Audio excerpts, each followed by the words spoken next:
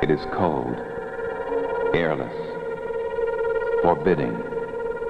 The very precision of its operation like a surrealistic dream.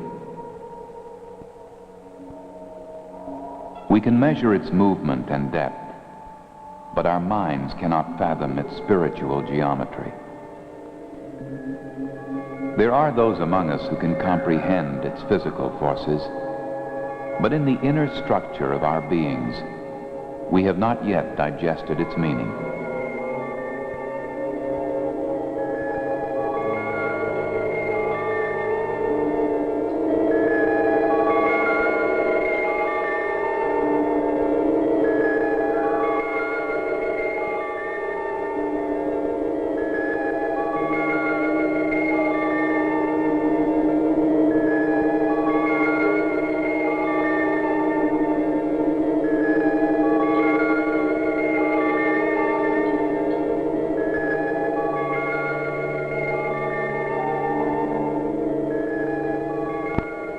Impressions of our Earth from space. Swirls of blue and white and green, illuminated sharply against a black background. A distant, cold beauty. Silent, lonely, timeless. From high above, seemingly placid.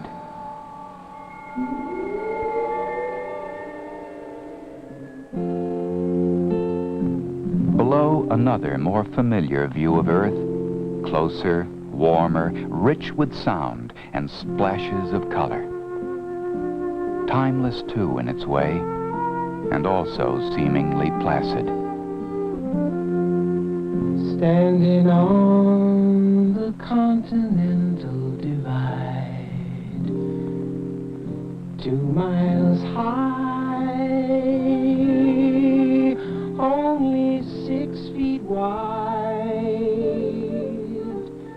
Snow covers Colorado River's head, a mountain bowl, icy watershed.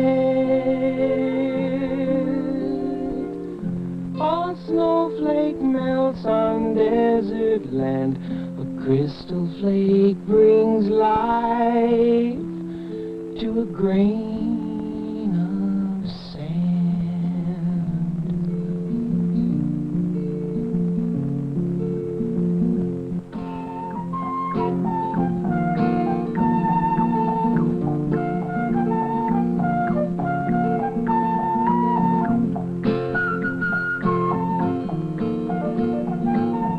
A veneer of gentleness hides constant, restless turmoil.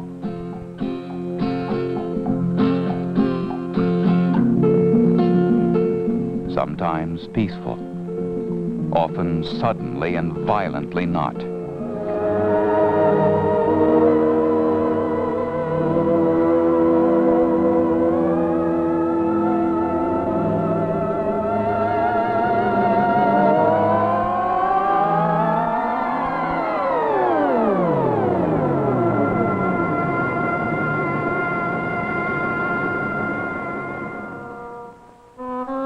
In a very real sense, the Earth has 2 completely different personalities.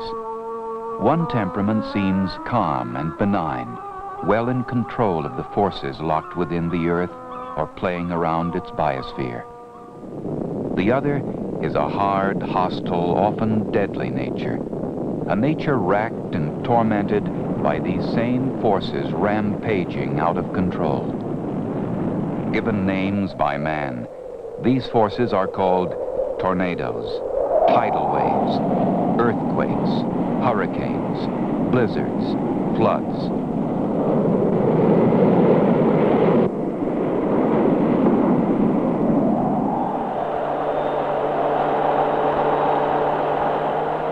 Having buffeted the Earth since it was born, these are natural forces which, when they strike populated areas on an increasingly populated planet, become natural disasters affecting people physically and mentally. And as if natural disasters aren't enough, man has added some of his own. Disasters whose destructive potential far outstrips anything nature itself has been able to produce. The incredible, awful, and sudden power of a nuclear explosion. And the insidious, creeping, and in the long run, perhaps the most destructive force of all, the thing called pollution.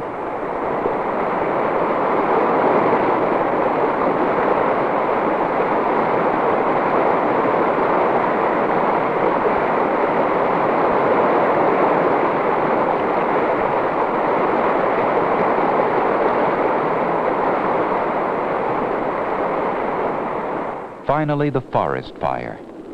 A hybrid whose origins can be natural, a stroke of lightning on a summer's evening, or man-made, the terrible result of a single act by a careless person, or worse, the terrible result of a single act by an arsonist.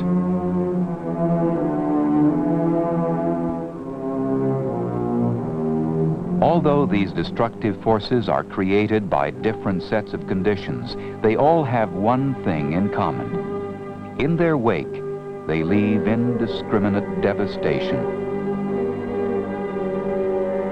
Homes, whole neighborhoods, businesses, sometimes remarkably entire towns and cities are wrecked. Normal life is disrupted.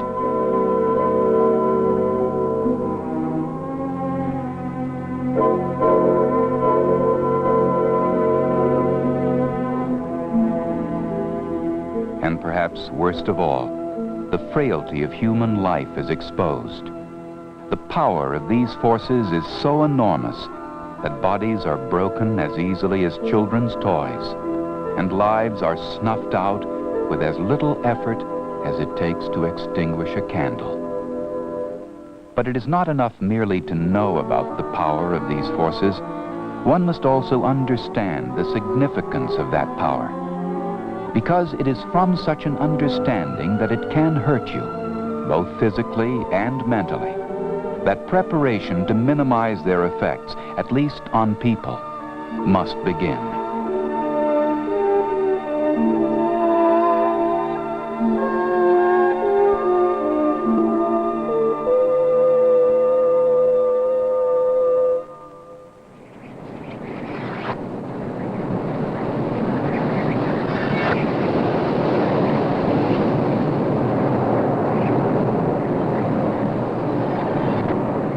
Preparation must begin before an emergency occurs.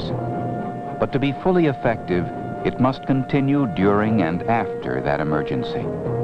Simply put, preparation is man's manifestation of an instinct as basic as self-preservation. With few exceptions, these disasters give ample warning of their approach. Before an emergency, it is the knowledge of and the ability to recognize these warnings. That is preparation.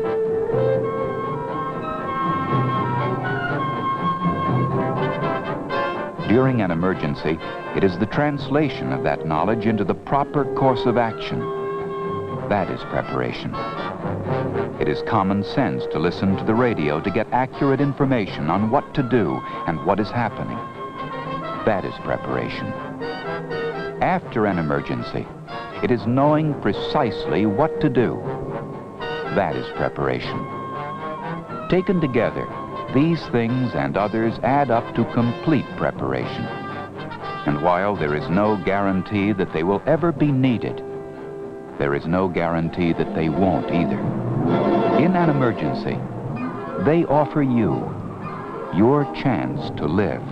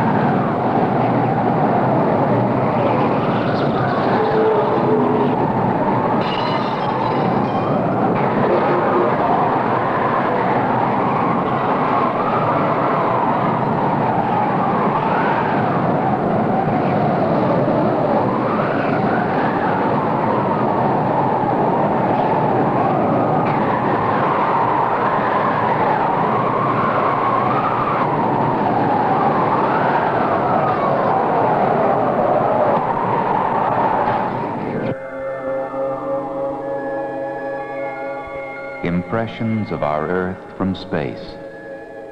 Swirls of blue and white and green, illuminated sharply against a black background. A distant, cold beauty, silent, lonely, timeless.